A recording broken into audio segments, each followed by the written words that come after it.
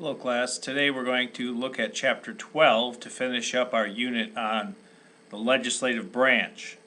And to that end, I'd like you to make sure you've read chapter 12 prior to watching this short video lecture, and then we can do some classroom activities to strengthen our idea on how Congress works in action by simulating some congressional meetings and so on. So please make sure you've read and follow along prior to that. Once Congress convenes, the Speaker of the House calls that particular Congress to order. After the State of the Union address, in which the President reports on the state of our country and his or her plans for the future. The Speaker of the House then is a leader of the House of Representatives. He or she, in this case John Boehner, as you see, was handed the gavel several years ago from Nancy Pelosi, who was the first woman Speaker of the House. Now the Republicans currently have the majority, so they get to pick the Speaker of the House, and recently it's been John Boehner of Ohio. Now that could change, of course, so keep your ears open. The Speaker then has the authority in the House to preside over the House and make decisions on when and where to vote. In the other House, called the Senate, there's only 100 members, as you recall, 2 from each state.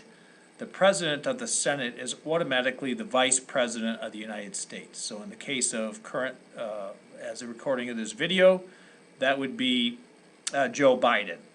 Now, in 2016, there will be an election. There will obviously be a new Vice President. And the President pro temp of the Senate is the one who normally is chosen by the majority and really runs the Senate. The Vice President has other duties and is not often actually in the Senate. The floor leaders also under the Speaker of the House then would be the majority floor leaders and the minority, as well as the minority and majority leaders in the Senate. And again, these fluctuate from time to time based on voting of the members of Congress and also depending on which party is in power, whether they are the majority or the minority floor leaders. So keep that in mind as well as far as fluctuation. Under them are the party whips. These are the ones that try to whip up support so that people will vote in a partisan manner. The hope is then that the Republican and the Democratic leadership, that congressmen and women who fall under their party will vote according to what's called the party line, and that they will vote in accordance with what the leadership would like. Now this does not always occur, particularly with those who are independent-minded, such as our very own Justin Amash from Grand Rapids, who ran as a Republican but often votes Libertarian and doesn't always follow what the party would like him to vote, thus not endearing himself to John Boehner or other leaders in his Republican Party. So that is what the whips are supposed to do, is get people like him into shape.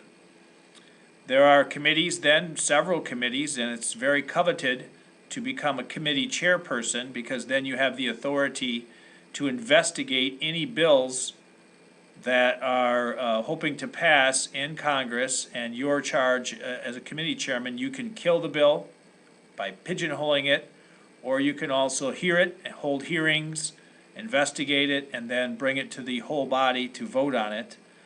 And so oftentimes the senior member of that party, of that committee, is elected the chairman, but not always, as you'll see here.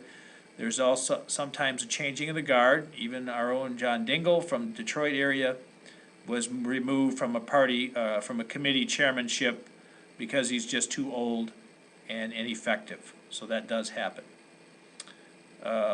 This is several Congresses ago, but it does show you a little bit of the differences between the Republicans and the Democrats.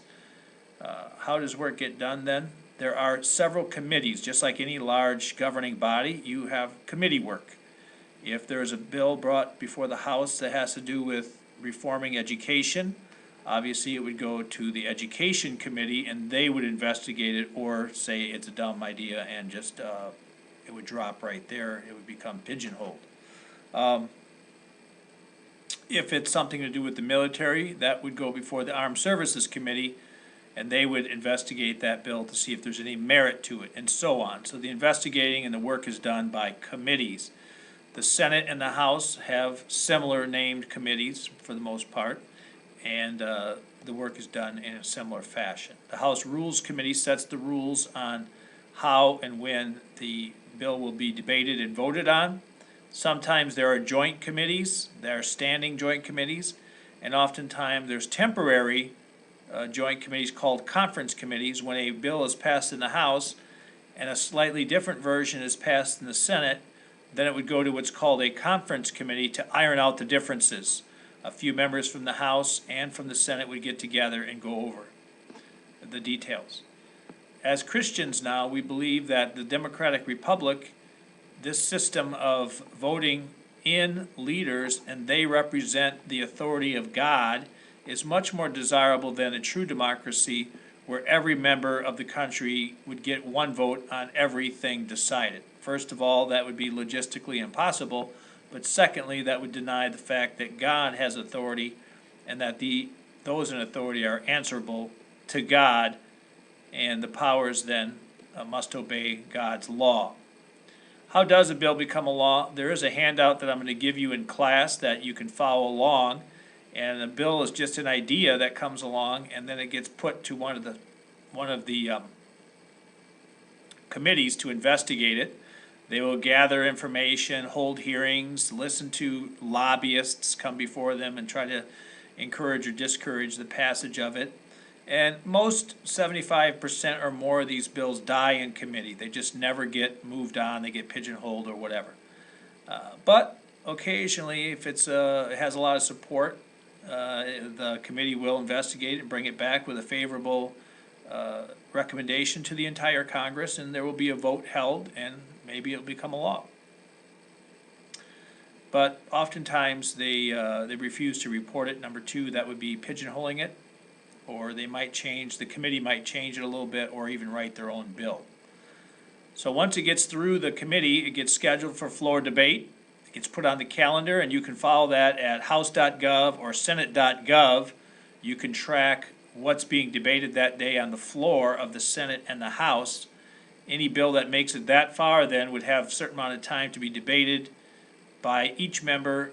Each party then would decide who's going to talk and for how long. And then that debate would follow, and again, the rules are slightly different in the House versus the Senate. Eventually, there would be a vote on the bill, and if it passes, then it would be enacted into law. How can a bill be introduced? Well, any senator or House representative can bring and introduce a bill to be discussed.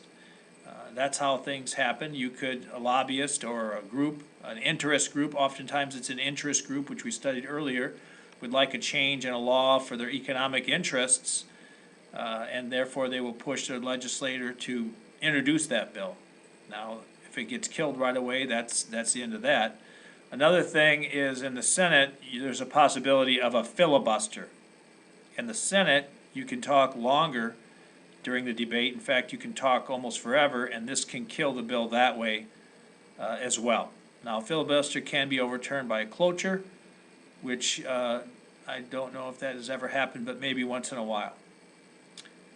The conference committee, again, I mentioned what that was earlier. If it passes one house and a slightly different version in the other, then it has to go to a conference committee.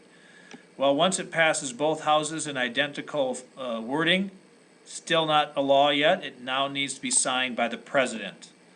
That's, again, the checks and balances of the different houses or the different branches of the government. The president then can sign it into law, or he could veto it, or he could refuse to act, and it becomes a law after a certain amount of days after all.